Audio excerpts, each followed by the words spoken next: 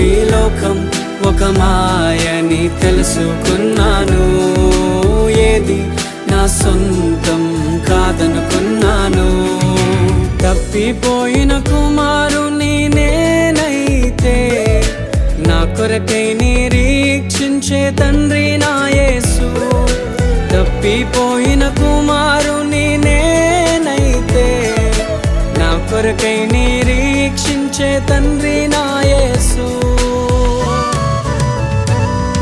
ఈ లోకమంతా నేను వెతకినా నాకు లేదయ్యా ఎక్కడా ఆనందం. నీ సన్నిధిలో ఒక్క క్షణం గడిపినా నా హృదయం